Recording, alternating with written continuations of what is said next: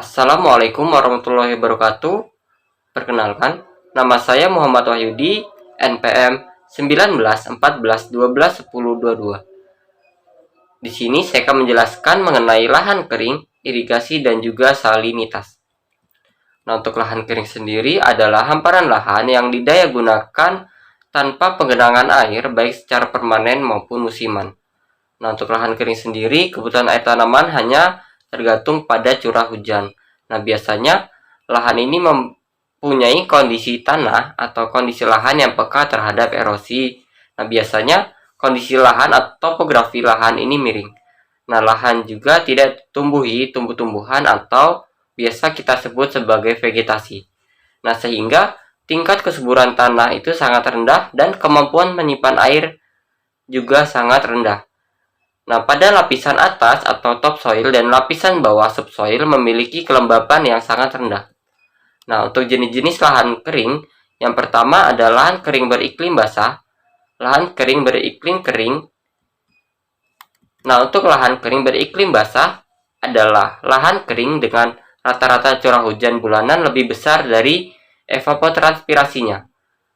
Nah, jadi menurut Chehmet Ferguson, jumlah bulan basah lebih dari 5-7 bulan lebih banyak dari jumlah bulan kering, yaitu kurang dari 5 bulan dalam 1 tahun.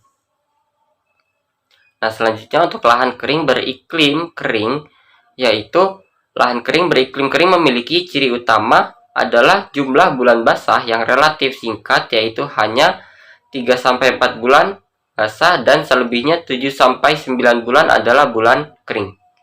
Nah, untuk lahan kering beriklim kering, itu ekosistem yang tidak pernah tergenang atau digenangi air pada sebagian besar waktu dalam setahun atau sepanjang waktu. Nah, selanjutnya yang kedua adalah salinitas. Nah, salinitas adalah kandungan garam-garam yang berada di dalam tanah.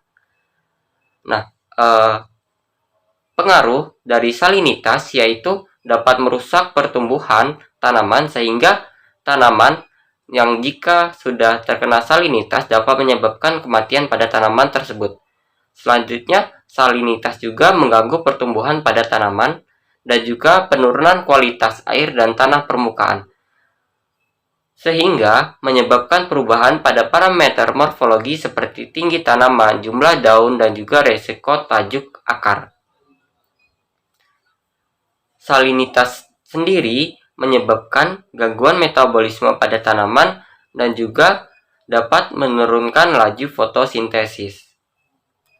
Nah, untuk penyebab salinitas, yang pertama, tingginya kadar garam pada perairan. Yang kedua, fitur landscape yang menyebabkan garam berpindah melalui pergerakan air tanah. Yang ketiga, faktor iklim yang menyebabkan akumulasi garam. Nah, untuk pengelolaan lahan pertanian dengan kadar garam yang tinggi bertujuan untuk mengurangi atau menghilangkan garam dari tanah. Antara lain dapat dilakukan dengan penggelontoran air irigasi berkualitas baik, ameliorasi dengan kapur dan gypsum atau Ca dan Mg, serta pemberian bahan organik seperti kompos dan pupuk kandang. Nah, jadi untuk kompos dan pupuk kandang juga dapat menurunkan atau mengurangi efek penyebab salinitas. Selanjutnya, pembahasan yang ketiga adalah irigasi. Irigasi adalah usaha penyediaan dan pengaturan untuk menunjang pertanian yang jenisnya meliputi air irigasi permukaan, air irigasi bawah tanah, dan juga irigasi pompa. Nah, untuk jenis-jenis irigasi juga masih banyak lagi selain yang disebutkan tadi.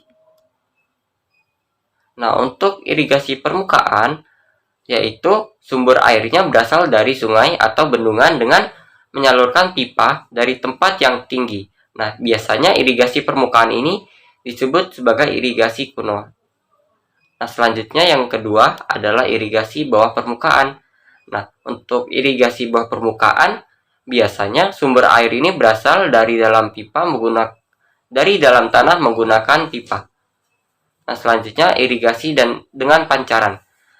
Untuk irigasi ini menyalurkan air dari sumbernya ke daerah sasaran menggunakan pipa. Nah, biasanya irigasi ini disebut sebagai irigasi modern. Sekian presentasi dari saya akhiri. Wassalamualaikum warahmatullahi wabarakatuh.